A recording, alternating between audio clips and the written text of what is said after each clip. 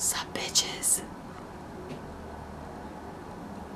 So this week on InRealLife is Disney Week, aka my week. Today I thought I would just talk a little bit about certain Disney movies. Just kind of summarizing them up a little bit for you. I have nothing against Disney. I actually am the biggest Disney geek you will ever meet in your life. I love Disney. I would never be able to bash Disney. But these are just things I have picked up on and noticed in certain Disney movies. So, 1. The Little Mermaid. A tale in which... get it, a tale. Whatever.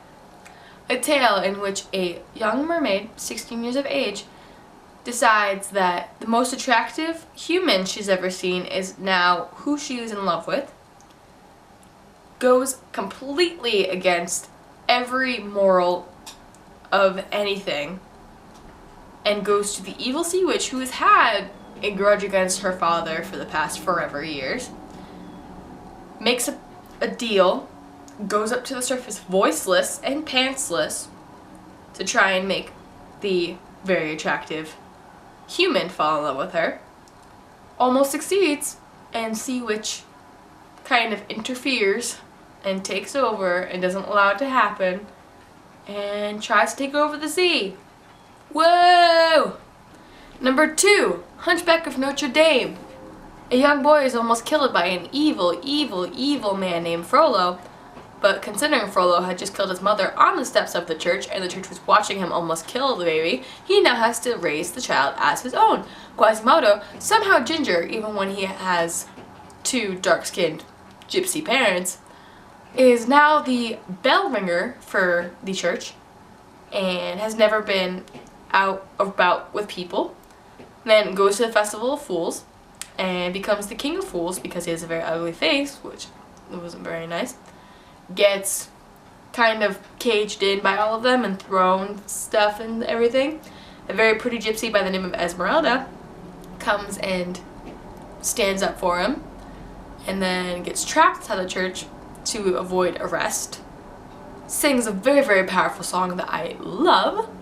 God Save the Outcasts. Perfect. Quasimodo helps her escape. Phoebus steals Esmeralda from Quasimodo.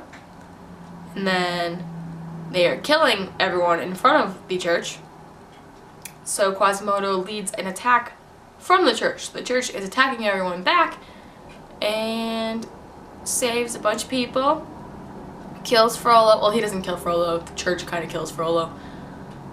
And somehow magically made lava within like 30 seconds and then spills it from every area inside the church, which means everywhere around the church is the sea of lava. But when he goes downstairs and all of them go outside to like show who the hero is, Quasimodo, the lava somehow has disappeared and all the people are back.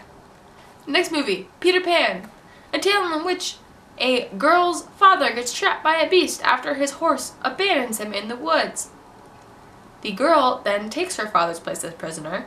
Instead of being prisoner, she ends up being a house guest. All the furniture and everything else possible inside the house somehow has a face and can talk, which means I believe there was some sort of drug in the air of that house. By the end, somehow she has fallen in love with the very, very angry, very, very furry beast. And he lets her go to go see if her father is okay. And then her entire town decides to go and kill the beast. And he doesn't fight back, but when Belle shows up, he starts fighting back. And then he almost dies. She says that she loves him. He becomes a very, very long-haired human male with a very pretty face and very nice jaw structure. And everyone, all the chocolate furniture becomes people. And happily ever after, they get married. Whoa! And last movie I'll be explaining, Peter Pan. Peter Pan has a very soft spot in my heart because I basically live by the rules of Peter Pan. When I was little, I would wait by the window thinking he was coming to my window to come and take me to Neverland. The story of a group of children who love the story of Peter Pan and believe him to be a real human being. Peter Pan comes to take his shadow back, ends up bringing the children to Neverland. Wendy becomes a very, very clingy and annoying squaw. They're all captured by pirates.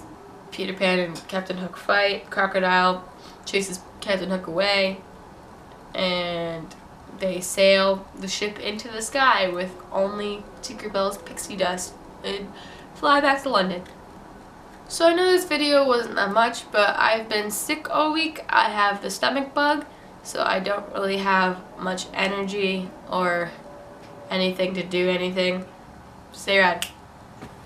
Skidoo!